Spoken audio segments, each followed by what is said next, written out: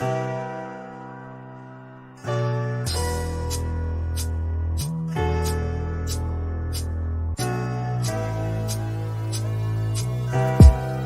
now your host, Ryan Hensley. What's up, everybody? Happy Friday. I'm here with Grant Cohn. What's up, Grant? What's up, Ryan? How you doing? I'm doing fantastic, man. Glad to be here.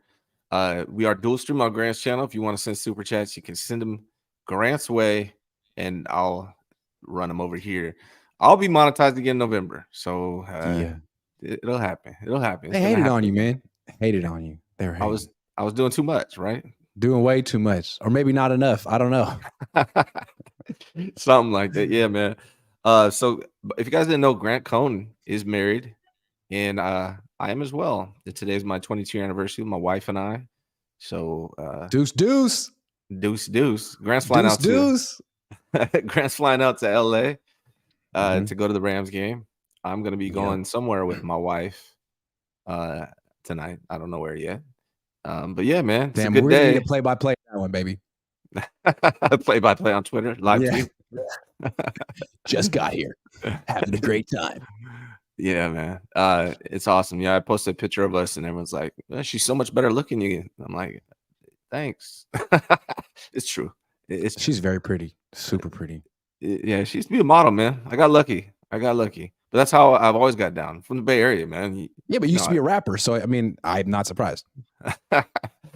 Yeah, man. It's all mouthpiece. Yeah. It's all mouthpiece. It's true. But yeah, man, good to have you here. We're going to be previewing this Rams game. 49ers are 1-0, coming off a great game against the Steelers. Now they go play LA. They clinched the division. They clinched it. Usually you can't clinch it with one win, but it was such a convincing win. It's over. Although it does feel like the NFC West is trash and the Niners are the only good team in it, I got to say. Although, here we go. Rams, prove us wrong. Yeah, I guess. I mean, I don't think they're going to. I mean, I'll give my prediction at the end of the game, at the end of the show here. But, I mean, if the Rams win, I'll be really surprised. Like, I'll put it that way. I wanted to ask you something that I've been thinking about lately in regards to, like, the importance of so-and-so player on the offense, so-and-so player on the defense. So let me get your ranking, if you don't mind, man. I think this is my this actually isn't my order. I had another order. As far as the order of importance for the success of the 49ers offense, these are the guys, to me, these seven. What is it? 1, 2, 3, 7 players and a coach, 6 players and a coach. As far as these are the most important people to this team. How would you rank it? Like, including Kyle, CMC, Trent Williams, Ayuk, Purdy, Kittle, Debo, and if you think I'm forgetting somebody, throw them out there too. Okay. Everyone's healthy. I think number 1 is Trent. If he's not out there, I think the run game falls apart because they only really run left anyway.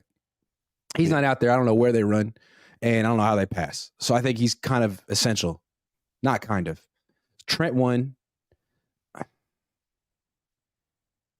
Kyle Shanahan. No, I mean, with all these players, I don't think necessarily the play caller is essential. Maybe if there were less talent, but like this is a collection of guys that a lot of guys could coach. So I'm going to say Trent 1 because there's no one behind him. And then I think Christian McCaffrey 2. He's had such a huge impact on the team, on the offenses he's caught here. I mean, they haven't really figured out how to stop all of these weapons together with him on the field. They were averaging 19 points per game before he was here. CMC 2. Purdy 3 because he's the quarterback and the backup hasn't proven anything.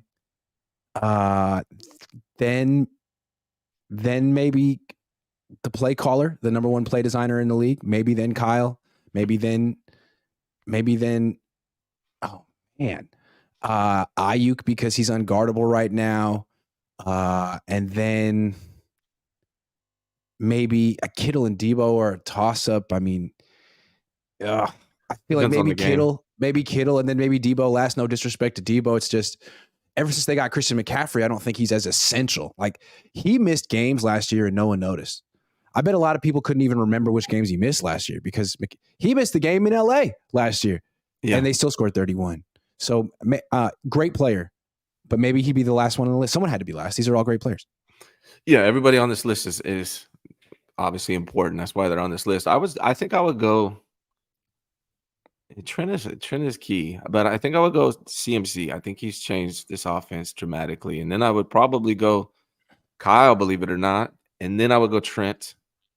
I think with Kyle, he makes this easy. I mean, obviously he brought these players here, and he dials them up wide open. So I think he's key. Then Trent, then Brock, Ayuk, and Kittle and Debo. I think we agree on the end there. And again, there's no insult to these guys. It's just they're all good if they're on this list. I just think Debo with CMC's kind of degraded Debo's value a little bit. Not that Debo's not great. But, let me just ask you like this. Let's say Kyle Shanahan got in a scandal. He was suspended for the rest of the year, but they still had everyone else here. Okay, like that's one scenario. Or Brock Purdy's out for the year starting today. Like, which is more devastating to the Niners? That's how I look at it. That's a good point. I would say Brock. See, that's why I put Brock ahead of him. Because as good as Kyle is, I mean, he is one of the top 2, 3, if not the best play designer in the league. Man, look at what he's working with. You're telling me other coaches would mess this up? Some would. Some might. But not Some many. would mess it up, but not many. Yeah. I think that's right. Like Brian Greasy couldn't figure it out if he had to step up. Who would step up if it wasn't? Who would be next up? I mean, it could be Bobby Turner. Bobby Turner could do it. I bet Bobby Turner could do it. Chris Forrester could do it. There's a lot of people I think that could do it with this team. But who collapses this? If one person's missing, I think it's Trent. I think it's Trent. I mean, if you don't have him, I don't know that you're getting. I mean, they're so good at running to the left, not necessarily because of McCaffrey, but because of Trent and Banks. When McCaffrey tries to run to the right, there's not much going on over there. And it's not because McCaffrey isn't good. It's because the blockers there aren't particularly good. So I think everything falls apart without Trent. He needs to be out there. Jalen Moore, sorry. Yeah, that's scary. I actually made a short on my channel, I think it was yesterday. I don't know if you remember the play where Brock Purdy fumbled the ball, where he lost the fumble. He was, TJ Watt hit the ball out. They fumbled. Brock fell on Trent Williams' leg, and Trent laid down for a minute, got up a little gingerly. I was like, oh, no, here we go. Here we go. Yeah. Yeah, it's definitely a concern, man. Yeah, so I think that's right. Let's get a couple of these super chats coming in. Talking Head says, I think DJ Reed was an understated loss. What do you think? I mean, he's a really good player. Yeah, and we had the opportunity to keep him. Yeah, I mean, I think that's a good point. He's a great player. So, yeah, good point. They could really use him. He's a great player. Yep. Yeah, I think everyone could use a DJ Reed. Ryan Uchiha says, y'all bugging. Purdy is number one by far. Look what happened in NFCC when everyone was healthy except for Brock. That's true. But, I mean, do you have Sam Darnold now? Yes. No disrespect. I don't want to make like maybe he's way better than Josh Johnson. The thing is, man, like I don't think a lot of 49er fans. I watched that game 3 times. If you go back and watch that game, I don't think any quarterback was going to have success that game. It was just it was a crazy amount of pressure. Crazy amount. Like Josh Johnson actually, when he had a clean pocket, which is very rarely, he was 100% completion rate. Well, maybe Sam Darnold would have been scrambling around making plays with his legs. I don't know. Maybe not, but yeah. I mean, Purdy's great. It's not a knock on him where we rank him. We're just saying these other guys are a little bit more important right now for the offense. But I mean, the quarterback is the most important spot more than the play caller. So I understand his perspective. I do. Yeah.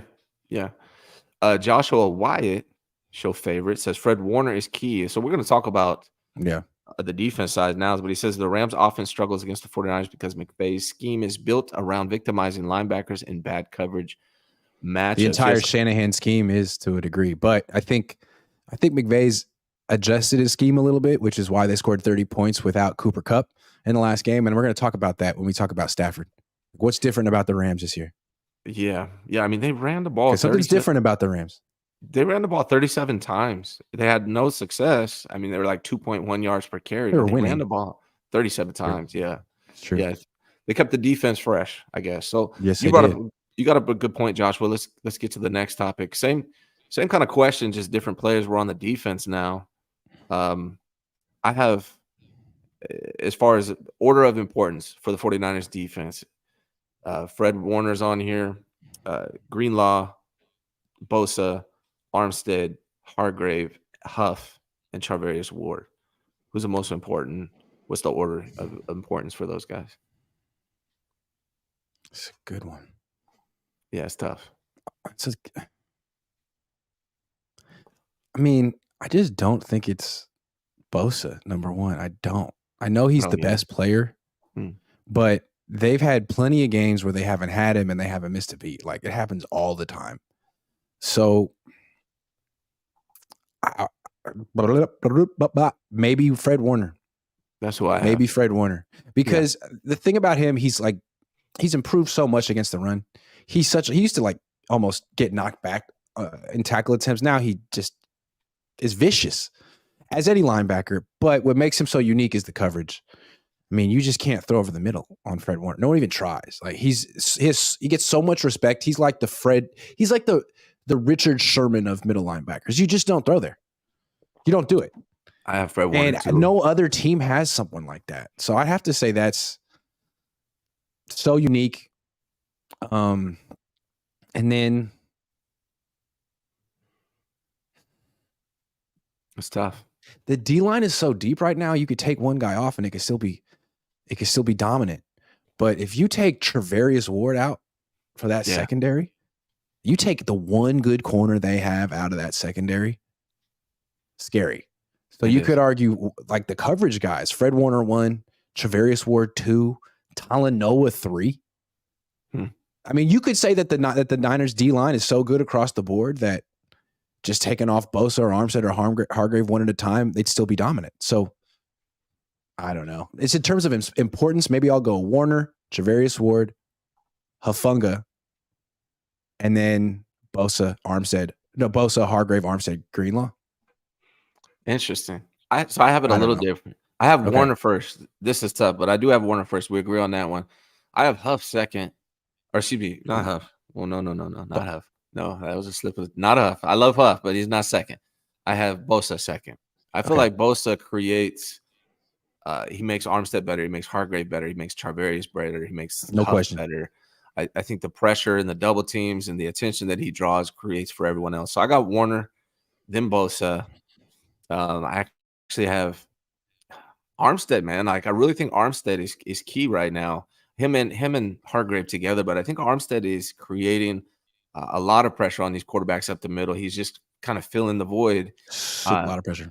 Yeah, and I've honestly knocked Armstead probably way too much throughout my time watching the 49ers, but I really recognize it against Pittsburgh. Him and Hargrave kind of changed this defense. Hargrave, I think, is very important as well. But I think I have Warner, Bosa, Charvarius, and then we go Armstead, Hargrave, and Greenlaw, and then Huff. I actually have at the end, believe it or not. Yeah, so we're similar, but I think the DBs benefit from the pass rush that Bosa creates, and now Armstead and Hargrave. Yeah.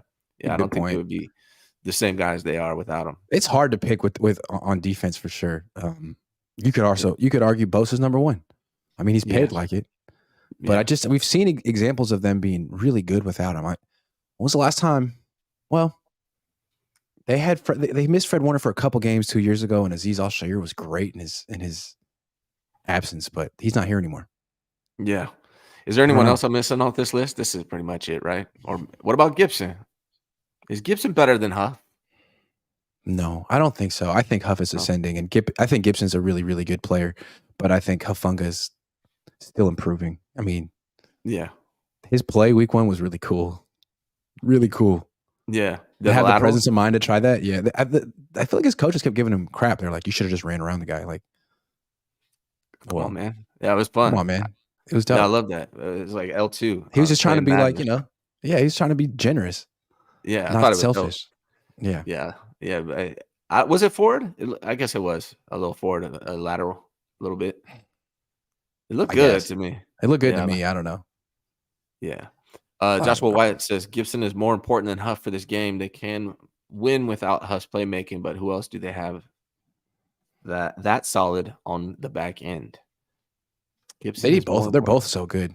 I mean, I guess we'll see what Jair Brown can do. traded up for him. They must like him. It's true.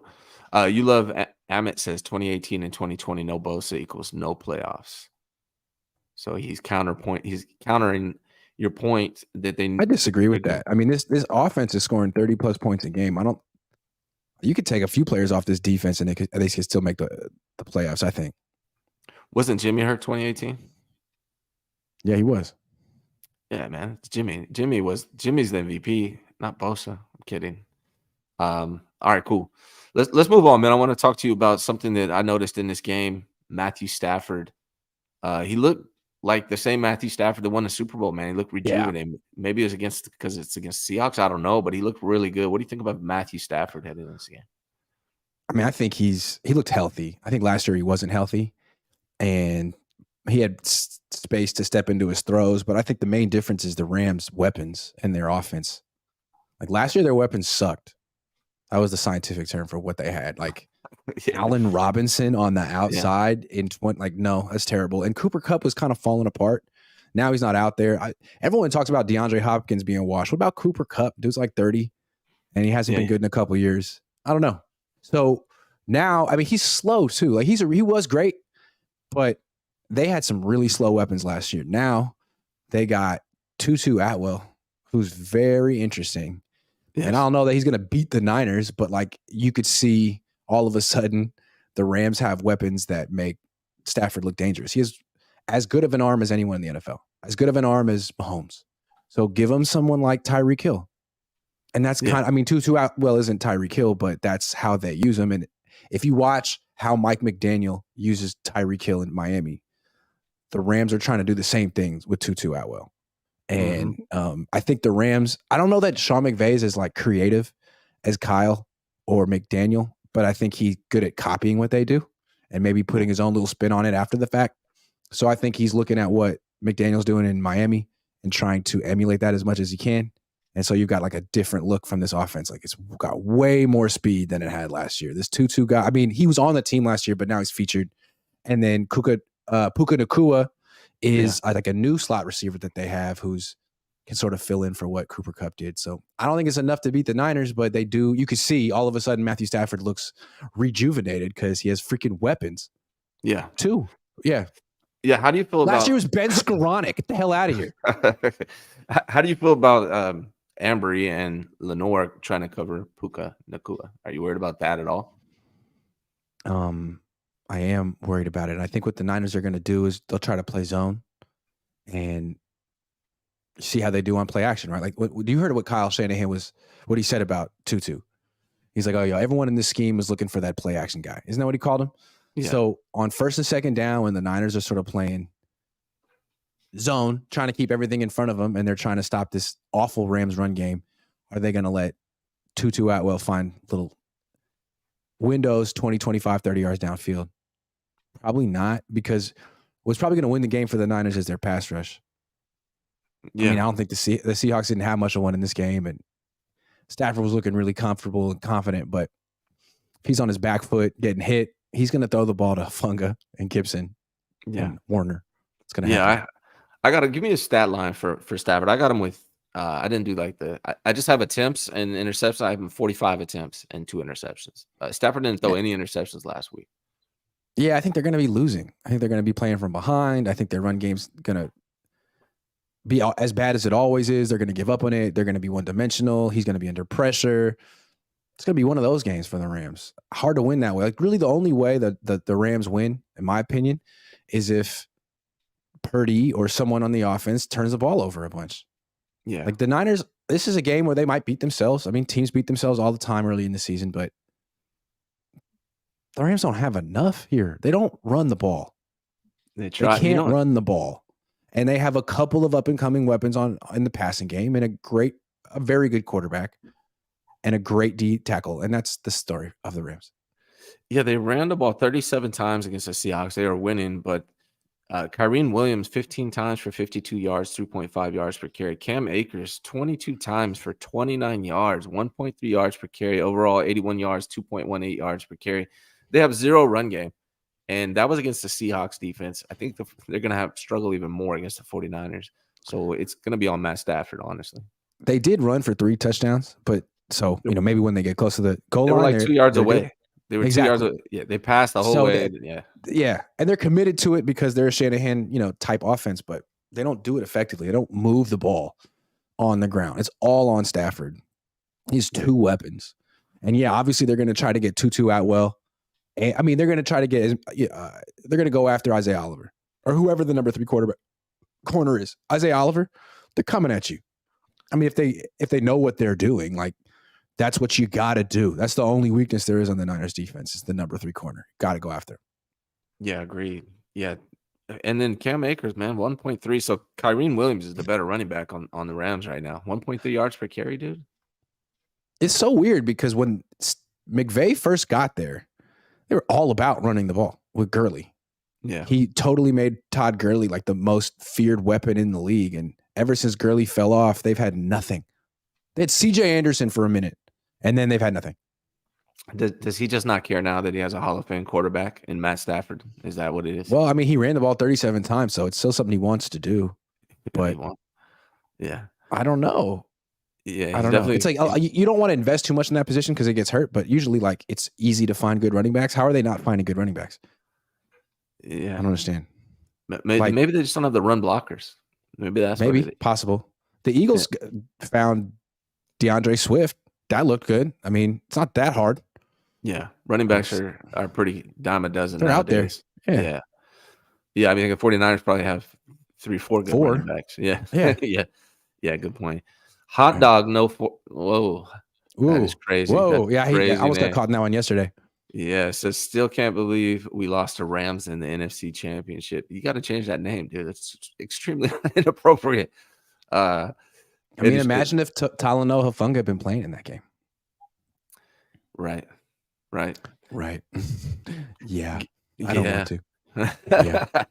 All right. Overall, 49ers-Rams preview. We've been talking about a lot, but overall, how do you see this game playing out? I mean, the Niners were trying to be nice. They were trying to be so diplomatic to the Rams. Like George Kittle yesterday was like, "It's going to be a good game. It's going to be a good." Like, sure it is, George. Like, hey, this is going to be close. I mean, sure, you don't know that many people on that Rams defense, but they play hard. It's like, okay, but you guys have like all pros all over the place on offense. I don't think them playing hard is going to be quite good enough. So they got a great quarterback. They got some weapons who were dangerous, and they got a great D tackle. I mean, the Niners just gave up 7 points.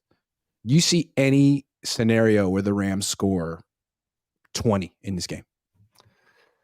I had it like that because I was looking at Matthew Stafford. I had it like that earlier, and then I started looking in closer, and I just don't see the offense having much success. Yeah, like if they get to 17, I'll give them a golf clap. Like, nice. That's respectable. 17 points. Way to go. Get 17 on. If they give 17, I'll give them like a in the post game. On the post game. Yeah, that was good. That was nice. All right. So I mean, I just don't think they have enough talent to really put up 20 on this great defense. And then the Niners keep scoring 30 plus with Purdy and McCaffrey. And I don't think this is the defense to slow that down. Maybe Dallas in a few weeks. They've done it before, but not the Rams. I mean, the Rams couldn't stop the Niners when freaking Jimmy Garoppolo was the quarterback. That's true. They gave up 30. They gave up 31 to the Niners last year in LA with Jimmy at quarterback and McCaffrey out there and no Debo. So, I mean, if the Rams only lose 31-17, like that's almost a win for them. Doesn't 31 seem like the number to every game now? Niners 31. 31. Yeah. 31. That's what I predicted last game. That's what I'm predicting this game. 31 points for the Niners. 31, 34, something like that. Something that worries me a little bit, I guess we'll go into key matchups. Obviously, Aaron Donald and Byron Young going up against the right side of the 49ers offensive line. That does concern me, if I'm being honest. That's probably the biggest concern I have for this game. Byron Young is extremely powerful, man. I can see him just moving the hell out of either one of Burford or McKivitz. Obviously, we know about Aaron Donald. Based on last game, Purdy got sacked 3 times by TJ Watt. Some of them are a little sketchy. Are you worried about those matchups for this game, or do you have other key matchups that you're going to be looking at? Yeah, I mean, Aaron Donald on Spencer Burford is going to be a big one. because Spencer Burford, I did a film breakdown with the coach yesterday on my channel. Coached the trenches, played in the trenches, did a really good job breaking it down. It was generous to Spencer Burford because he's just a mid-round pick who's not, who's doing the best to exceed expectations. But from what you can see on film, like, it's just not good enough. Like, he is not moving anyone. He's like the weakest offensive lineman on the team. Yeah. He's athletic. He can move, but he can't. When he makes contact, whether it's a D lineman, a linebacker, he just gets pushed away. And now you got to go against Aaron Donald. So this is going to be all about Kyle Shanahan, masking and working around Spencer Burford as much as possible. And then on the other side, you got McKivitz, who really can't move. Like, the thing with McKivitz is he just looks slow. Burford's fast. I almost think they should move Burford to right tackle because I'm not really sure what McKivitz does. On the run game, he's slow to get out to the edge in the second level. And then in the pass game, he's kind of sluggish. We've seen it. So I don't know. If he keeps struggling, maybe the move is to move Burford out to right tackle. Just get a little bit more athletic guy out there in the run game. And put Feliciano at guard. McKivitz too. Yeah. Something like that. Yeah. Feliciano's probably stronger than Burford. Yeah. I'm concerned about that matchup. I think it's a weakness of the 49ers team. There is no other weakness that jumps out more glaring than that one. That's maybe the only weakness. Is there another weakness besides that strikes Those you, two? or is that it? That's it, right? Cornerback number 3. Yeah. That slot guy. And with the Rams, like, they're always trying to get, like the Niners, they're always trying to get their receivers in tight, pause, right in the slot. You know what I'm saying?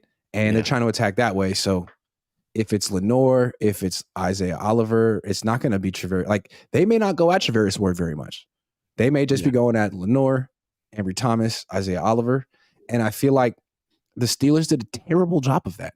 They figured out it was time to go to Ambry Thomas at the very end of the first half when they were already down 20.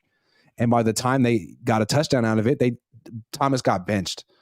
They could have been doing that all game. I wonder if the Rams will be a little bit more prepared since it's a division opponent. The Steelers look like they didn't really know the Niners.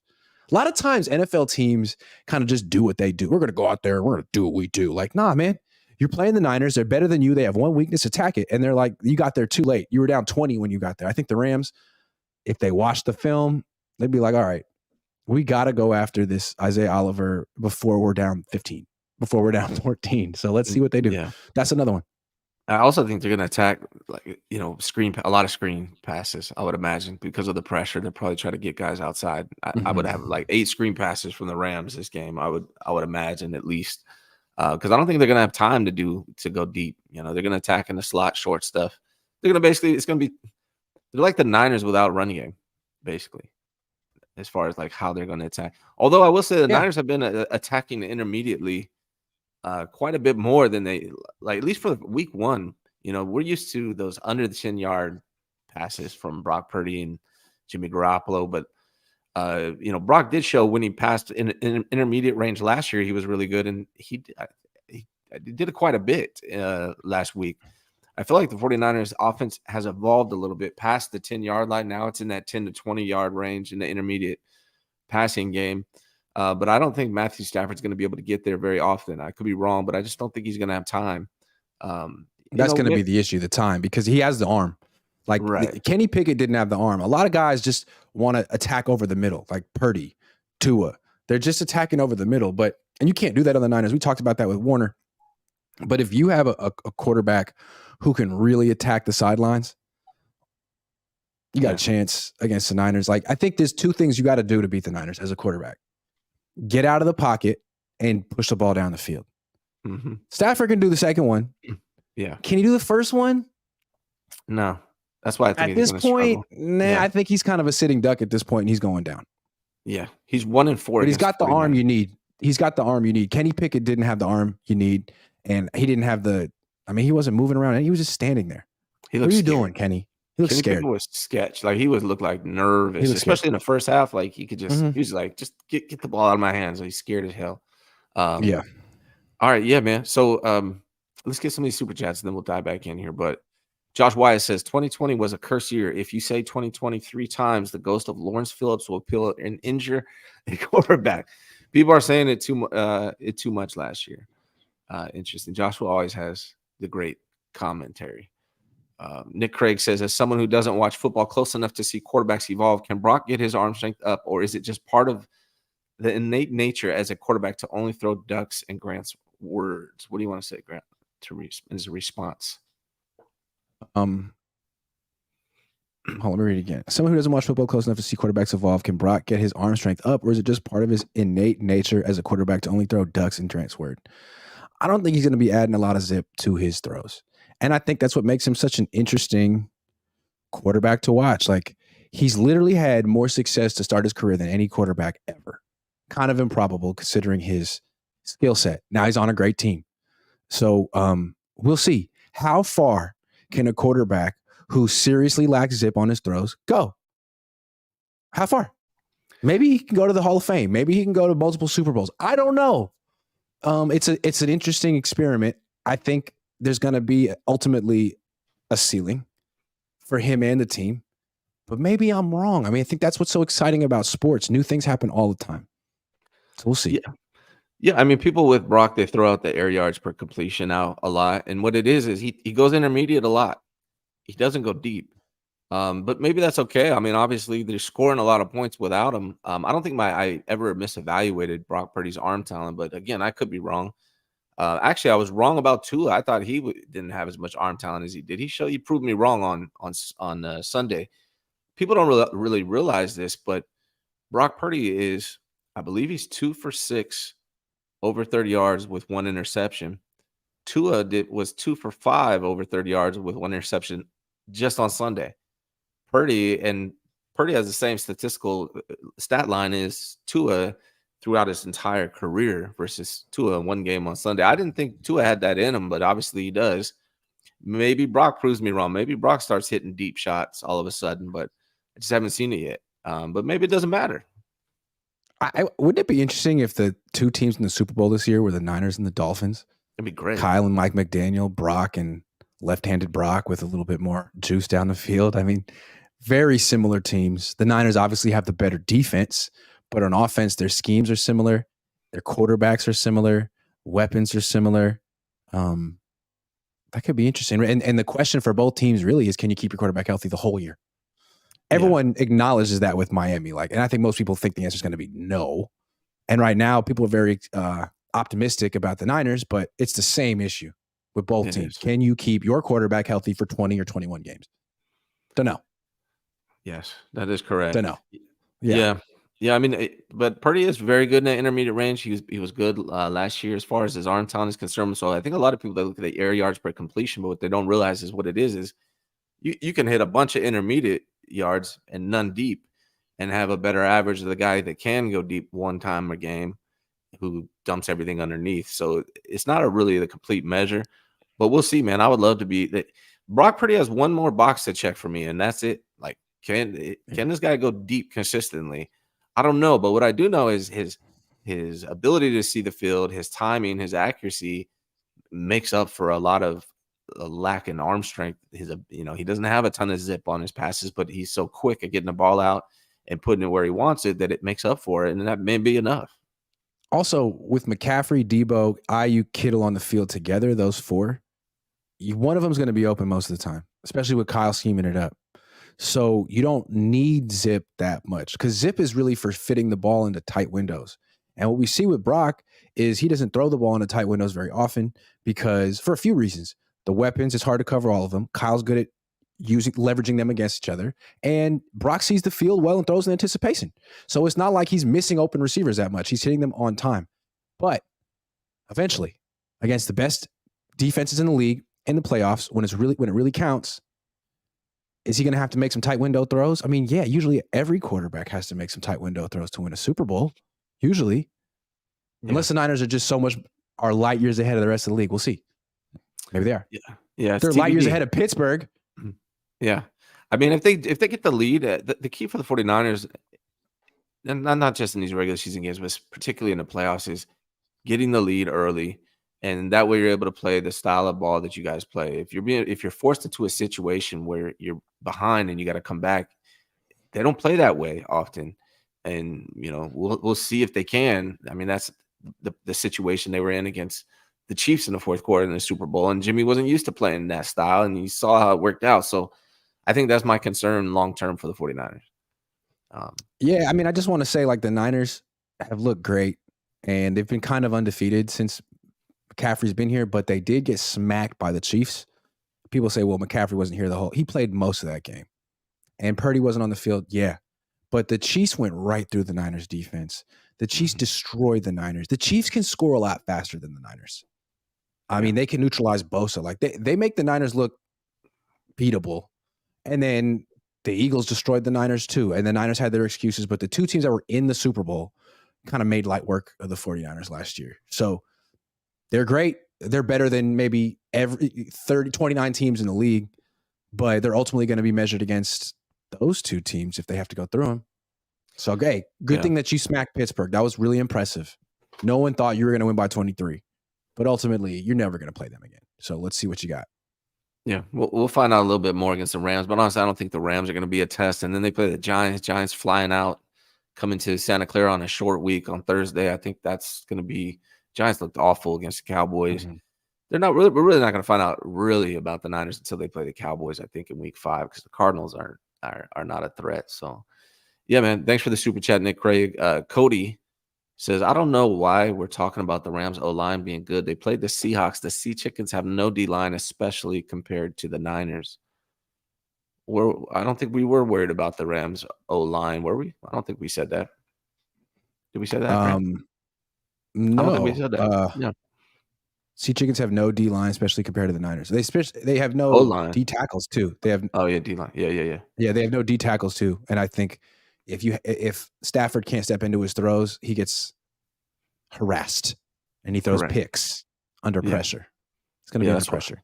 Yeah, I got 2 interceptions from Matt Stafford. He didn't throw any last week. He's known for throwing them. He's going to throw some. If you're a pocket quarterback and you don't leave the pocket, you're going to be under pressure most of the time against the Niners. And if you're under pressure most of the time, you're going to lose. Yeah. Like, statistically, you're not going to play well. Even if it's Brock Purdy, if it's anyone, maybe Patrick Mahomes is the exception. So against the Niners, you have to play like Russell Wilson. He's 18-4 in his career against the Niners. Like, spans from Harbaugh to Kyle. He did it last year on the Denver Broncos. Just keep the game close. Don't turn the ball over. Get out of the pocket. Scramble when they let you, and push the ball down the field 2, 3, 4 times a game. Hit a couple of them and make plays late. That's what he always does. If you can't do that, you're going to lose. You're going to probably throw a bunch of picks and lose. Get sacked. Yeah. I put out a question on Twitter about asking, like, what quarterbacks have had success against the 49ers defense, and I think all of them were those mobile quarterbacks that can get out of the pocket. How do you beat the Niners from the pocket? They're too good. You can't throw the quick throws over the middle. If you got to hold the ball long enough to get the ball down the field, and you don't have time, you have to throw the ball down the field against the Niners. Their weaknesses are in the secondary, but you don't have enough time to do it from the pocket. Simple as that. Yeah. So you either try from the pocket and fail like Dak Prescott, or you have a great offensive line, or you can move. You got to be able to move. Yeah. And it ain't this guy. 69ers says Trey Lance is one of the quarterbacks of all time. That is correct. You're right about that. That is so true. Yeah. Of all the quarterbacks of whoever played in the NFL, he's one of them. Absolutely. Agree. Yep. Good use of $1.99. Thanks, 69ers. Appreciate it. Ryan 49er 1. These aren't the Tony Banks Rams of the late 90s. If the Niners lose this game, it's a scandal. They're going to win. Yeah. Yeah, they're going to win for sure. They're going to win. Brother Bob said he's not pissed off Brother Bob anymore. It's just Brother Bob. He's not pissed anymore. Niners beat the Steelers. I think he calmed him down. Says, I'm going to the game Sunday. 49ers 41, Rams 10. Have fun, man. Grant's going as well. Office of Jed York says, so rinse and repeat. The right side is going to lose them playoff game. Front office blames and trades first and right, and now we are ready to compete for Super Bowl. Damn. Jed York, you feel really bad about your own team. Yeah. But yeah, that's how the Niners are, right? They're always like one piece away. It's like, oh, it was Tyler Kroft's fault we didn't win, so we're going to get Cam Latu. We're good to go. It's like, oh, this year it's going to be, it's Colton McKivitz's fault. We're going to get a right tackle. We'll be good to go. Like, nah, man. Get all the pieces now. We know right now that the right side isn't good enough. Don't wait to find out in January. Right, exactly. I'm sorry. Talking Head says, remember that 2011-13 O-line? It was like a row of fridges at Lowe's. Miss it. Absolutely. Oh my man. goodness. Let's go Yeah. through it again real quick. Joe Staley, Mike Upati, who in his prime was so strong. Jonathan Goodwin, who was underrated, then Daniel Kilgore, who was also had a long career. Alex Boone, who was one heck of a right guard, probably the worst player on that line too. And then Anthony Davis, our good friend. Our good friend Anthony Davis. He retired kind of early. He was kind of a dance to the beat of his own drum. But everyone acknowledged that for a year or 2 or 3, he was the best right tackle in football. Yeah. He was really good. And he was super power. Like, you could really run to the right with him. He wasn't he wasn't like super fluid in pass protection.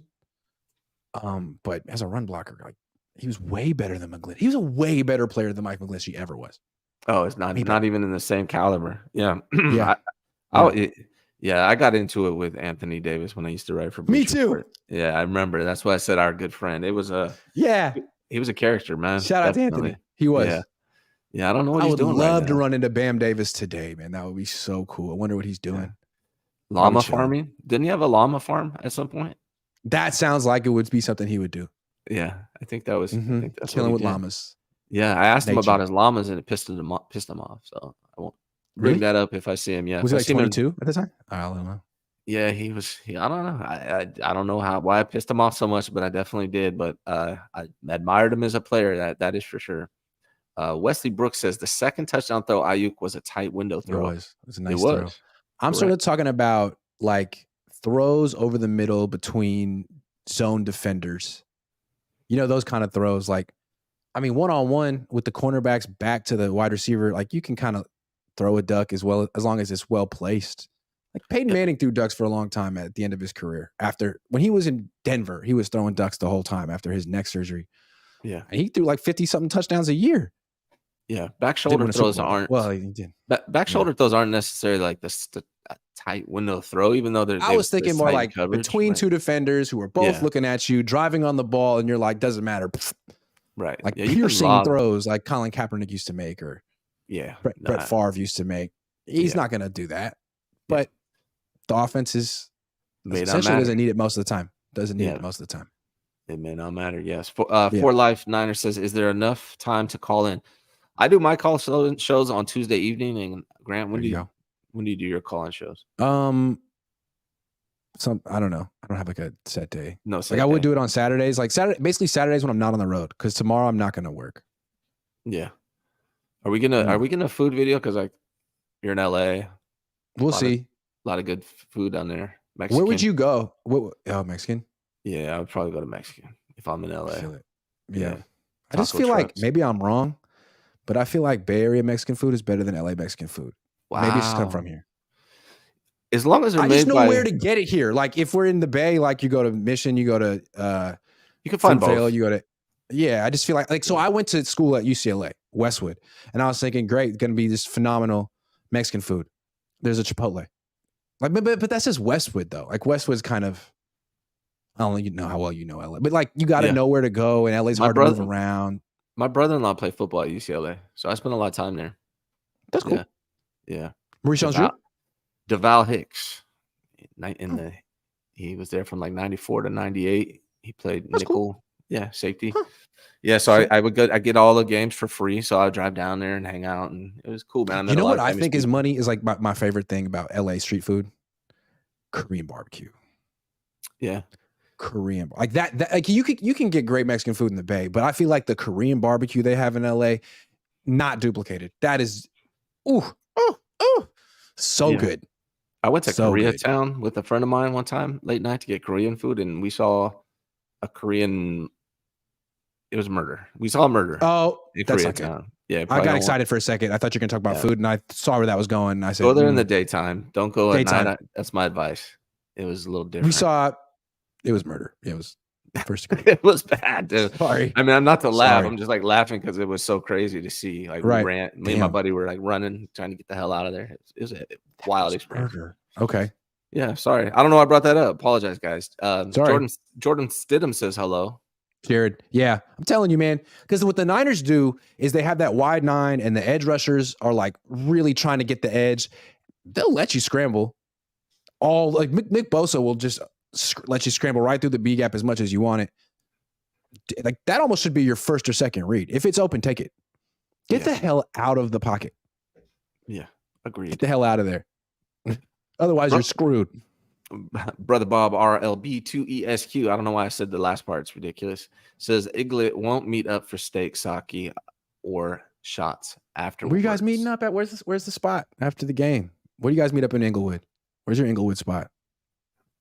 I don't have one. He's going. Because if you ain't meeting up in Inglewood, then you're taking an Uber somewhere 10 miles away. That takes an hour and a half right there. I'm not doing that. I don't like moving around LA. It's exhausting, and then you're pissed off when you get places. I don't see how people live there. It's hard. It is. Yeah, we lived there hard. My wife's from there. You got to pick a place and stick to it forever. Yeah. I'm in Hollywood. I'm never leaving. Okay. Yeah, the traffic there is nuts. You'll spend half your day on the freeway. It's not fun. Can't beat it. Jesse Thompson says, Ryan, where did you get your hat? I think I get all my hats at Lids, man, to be honest with you. I just go on a website, order my big-ass size, and that's where I get them. Andrew says, go to Westwood and go to 1986 Tacos. Signed a UCLA student. So there you 1986 Tacos? Is that in Westwood? That's what he says. I'll check it out. They didn't have that when I was there. So I'd like to think that Westwood is actually getting good stuff, because when I was there, it was like a really nice neighborhood with nothing in it.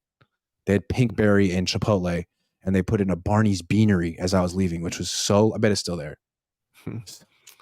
It's a great place, man. I loved it there. Westwood's I loved LA.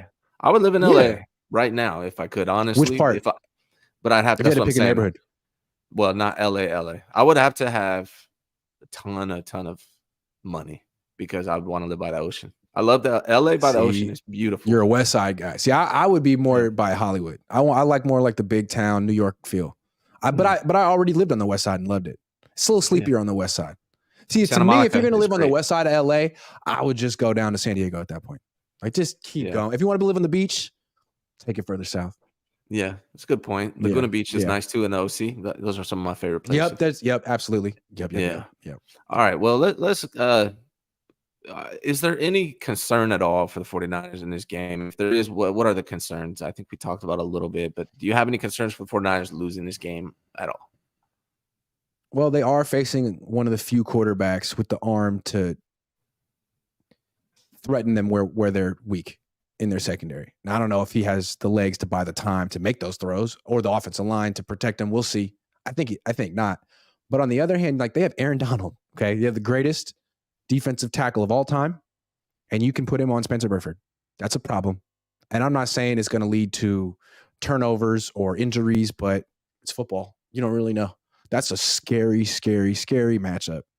And I mean, you can even put Aaron Donald at D end against Colton McKivitz on certain third downs, and he could have his way with them too. So if the Rams can keep the game close late, Aaron Donald could win it for him.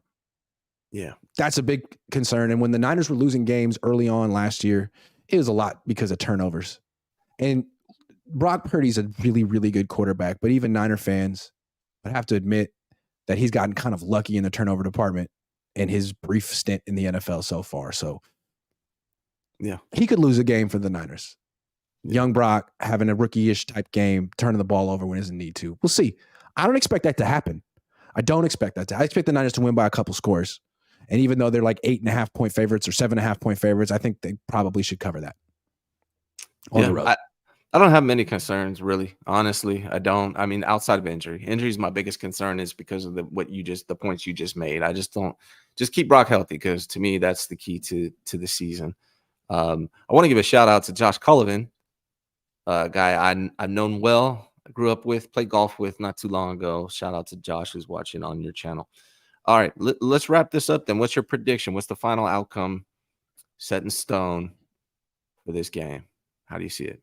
I'm going to say 31-17 Niners, and I even feel like that's a little too cautious. Like, the Niners are really, really good. Doesn't mean they'll win the Super Bowl. Doesn't mean they'll stay healthy. Doesn't mean they'll keep it up. But it feels like they're still on that heater that they were on at the end of last year. Essentially the same team. It all fell apart in the NFC Championship game, but Brock's back. They're healthy. And I feel like it could be 31-17, which is what I'm picking. It could be 40-10. Yeah.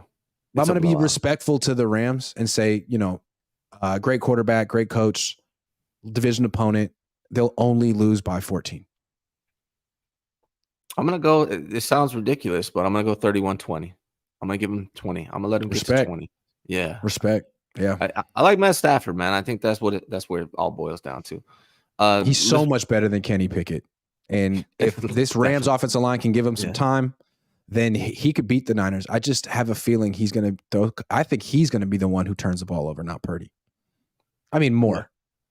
Yeah. Purdy could turn it over once. Yeah, I got Stafford throwing 45 times, 2 interceptions. I mean, he is known for throwing a lot of interceptions. He didn't throw any last week. I think he's due. And what kind of scares me with Purdy is like how he sometimes doesn't see the pressure off the right side. Like that's not your blind side.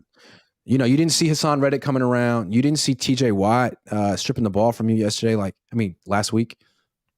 Sad. Because they're not giving you much help on the right side. You can't even see it. I've seen it a couple times from him. Sometimes he's just oblivious to it, staring downfield. Yeah. Got to be able to feel that.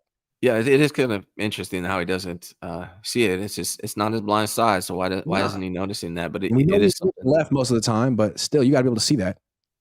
I wonder why that is. That is interesting. I'll ask him. Hey, Brock, you know what I like about Brock?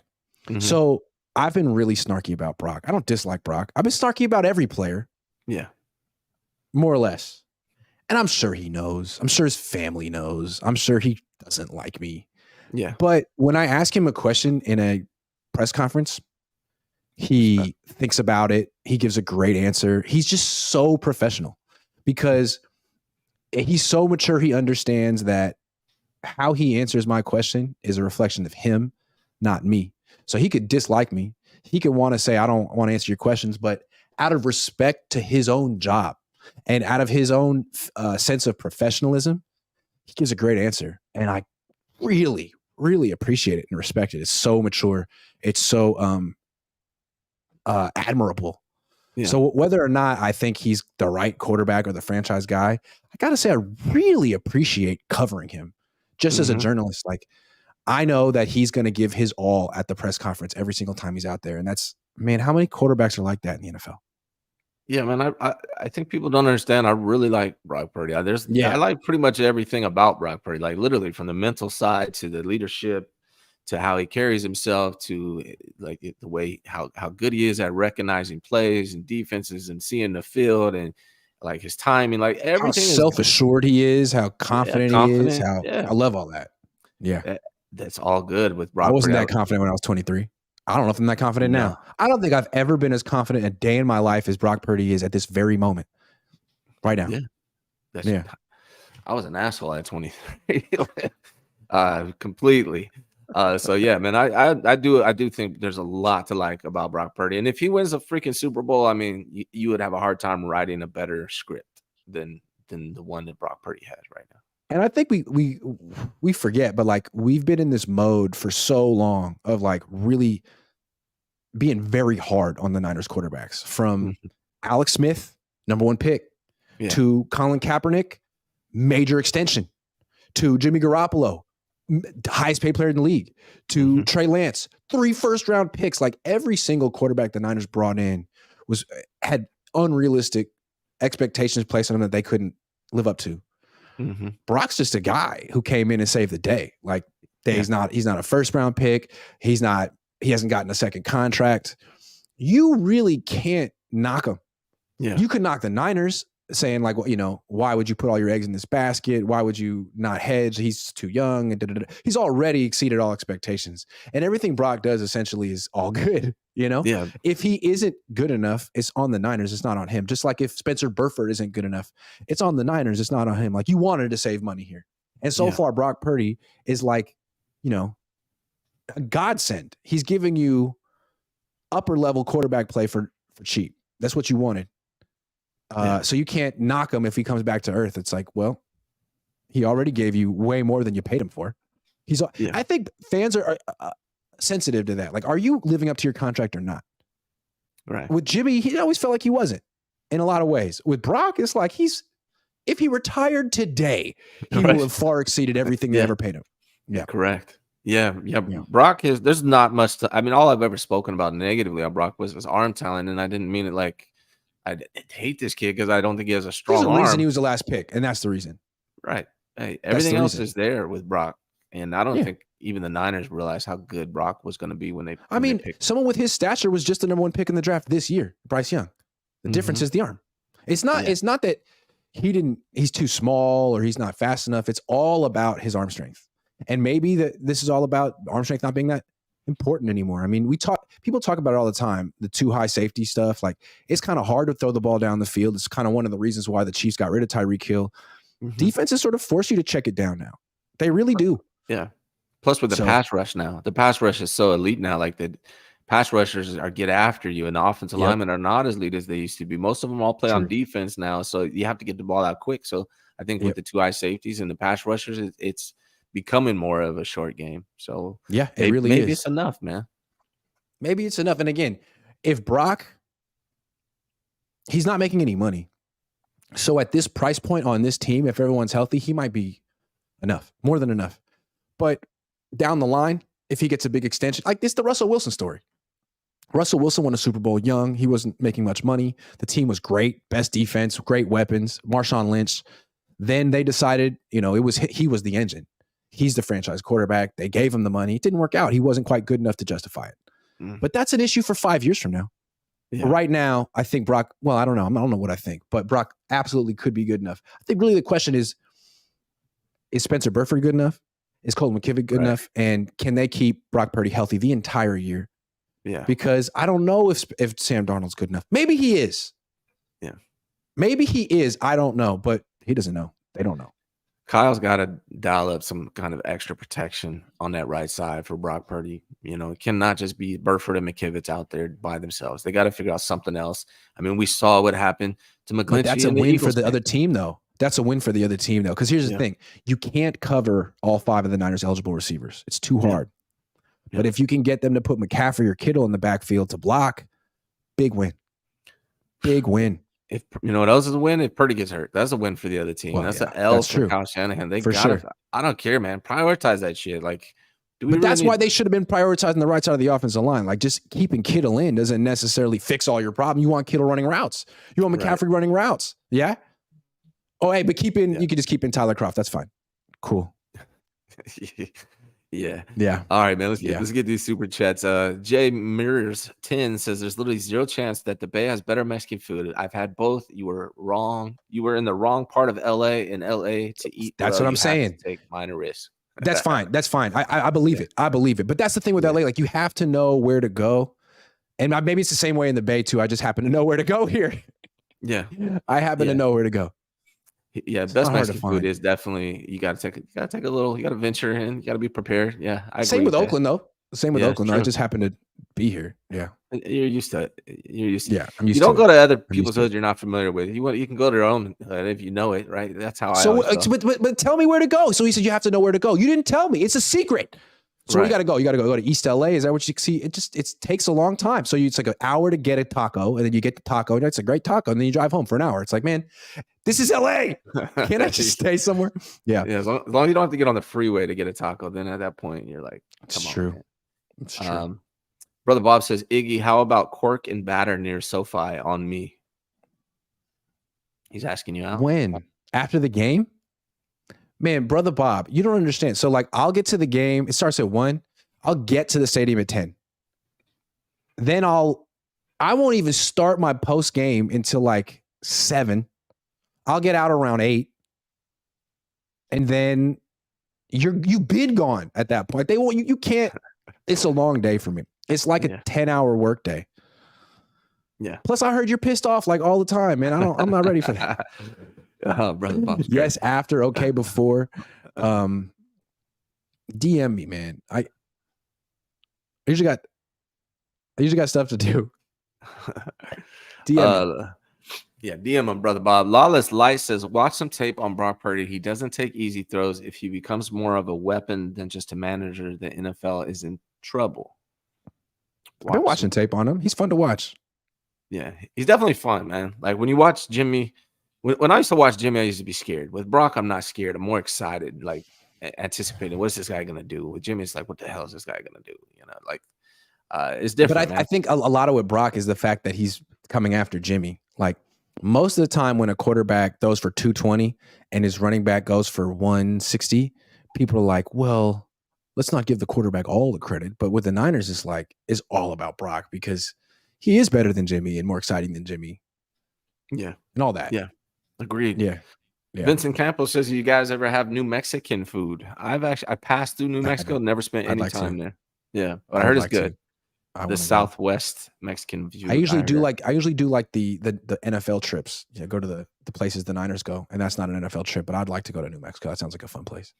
You should go there with a hot air balloon thing. That's my sister went, so it's awesome. They have like this hot air, like fun. Hundreds of hot air balloons all going up at the same time. I would never get on a hot air balloon, but I would sit on the ground. It does kind of seem like a death trap. Yeah, no, it's scary. Good. A slow death. I'm good. What would you do first, hot air balloon or a cruise? I'd do a cruise. You do a cruise? Yeah. I'm scared of cruises too. I don't want to get that Neurovirus. Yeah, I heard neither. Some people like cruises, but a lot of people said don't do it. It's not worth it. I don't know. I've never done it. It's one of those things I want to do once at least. But I feel like if I was going to do it, it would have been in some parallel universe where I was 27 and single. But that never happened. So yes, a single cruise sounds fun. Might be fun, but that didn't happen. So I don't. Yeah, I can't imagine taking like my family on a cruise. Like why? Like, nah. Yeah. Nah. Nope. Brother Bob says, Iggy, don't do something else. Sorry. Brother Bob says, Iggy, don't be like PP. Okay, well, DM. I live in OC. If I don't meet up with you, then I'm like, then all of a sudden I'm Larry Krueger. That's messed up, dog. Putting that pressure on me, man. Yeah, Brother Bob is bougie. If you're, I could definitely see you before the game. I just can't drink with you because I have to work. No drinking. But hey, Brother just Bob DM me. He's bougie. He lives in the OC. He's a bougie guy. He's an attorney. I love Brother Bob. All right, man. I like it. When I get my second house, it'll be down there by Brother Bob. I'm working on it. Yeah, it's nice down there. Yeah, need a couple more super chats. $1.99 super chats from Brother Bob all day long. Yeah. Get that second house. All right, buddy. What do you got going on today? Anything else? Just flying to LA. Get that long flight from Oakland to LA, and then chilling in LA for a while. That's my favorite. Renting a car because I just can't. Did you go cheap or are you getting something fancy? No, there's this thing called Kite, where you can sort of like rent cars directly from the owner. And I think mine's like $50 a day and they drop it off. Yeah, and I think it's an Audi. I think it's an Audi. So I'm juiced because you can't be driving around LA looking bummy. Like everyone 100% judges you based on your car. Yeah. So you know how I had to do. Yeah. I remember the first time going to LA, I was like, damn, there's a lot of nice cars out here. Like everyone's got a nice car in LA. You gotta have the car guide says Kite rents stolen cars. Well, nice. I didn't know. It wasn't me. Yeah. Play innocent. Yeah. Turo's a good app too. I use Turo. I didn't hear about Kite, but I'll check it out. Okay. Yeah, Kite. All right, man. I'm out of here, dude. Have a good time, dude. Hold on. They're coming in quick at the end. They're trying to mess with you. Snap. Quick at the end. Where we at? All right, Ryan. I love the intro with the jersey numbers. Thanks, man. I appreciate it. Thank you, Chris. And then Brother Boss says, if you're arriving today, let's do Boa in Santa Monica tomorrow. All right, man. I'm going to be there with my wife, and I'll have to convince her to meet football fans, which usually isn't the easiest thing because you guys like talking about football, and she's like, I don't want to talk. Can we not? So, well, you'll have to sign a waiver of things you can and can't talk about. It'll be a whole process, man. We'll talk about it. DM me. And Brother Bob, you got to cover Grant and the wife, I feel like. So, Mike Baker, how much is a Super Bowl win worth to a team? If Brock gets us there, I'm happy. Cap and Jimmy couldn't finish the job. Ravens paid Flacco for nothing. How much is a Super Bowl win worth to a team? I mean, it's what you play for, man. If Brock gets us there, I'm happy. Wait, hold on. I feel like my whole thing, and Ryan's as well, is that we remember the glory years and we're trying to hold the Niners to that standard because they say they want to win a Super Bowl, and getting close to winning a Super Bowl isn't the same thing. And so you have to do certain things to actually get over the hump, and they haven't done it. And we're trying to hold them that standard. But if they just want to be close, if their standard is just be in the mix every year, then I'll shut up. then whatever. They're right in the mix. Everything's going according to plan. So I guess we have to decide as a fan, as an organization, what is the goal? If that's the goal, they've already achieved it. Yeah, they're there every year, man. They've got it. Yeah. They're there. Mission accomplished. That's not the goal. Not for me. I don't think it is. Win the thing. I want my kids to see a victory. My kids have seen 2 49ers Super Bowl losses. I was, I was alive for 5 of them, but I remember 3 clearly. My kids have seen 2 49ers Super Bowl losses. That's all they've seen. That's not good enough. That's not my goal. Like if Kyle Shanahan never wins a Super Bowl but goes to 8 NFC championships with the Niners in 15 years, like is that something that is that an accomplishment? Does he get something for that? I don't know. To me, that's not an accomplishment. Although it's kind of it would probably be difficult to achieve. But still, if without the actual ring, I don't give a damn how many NFC championship games you went to. Yeah, it's better than sucking. Like we acknowledge that, right? It's better than 3 in the NFC championship game. It's better than being irrelevant, but it's not the goal. That's not their goal either. Believe it or not, it's not their goal. Like that's not their. You got the same record in NFC championship games as Jim Harbaugh. Like, sweet, he's not going to the Hall of Fame. You aren't either. Not yet. Yeah, win it. Win the thing. All right, man. Let's get out of here before these super chats keep coming in. Let's get out of here. Thank you, guys. Have a good time, buddy. I'll try. I'll do my best. See ya.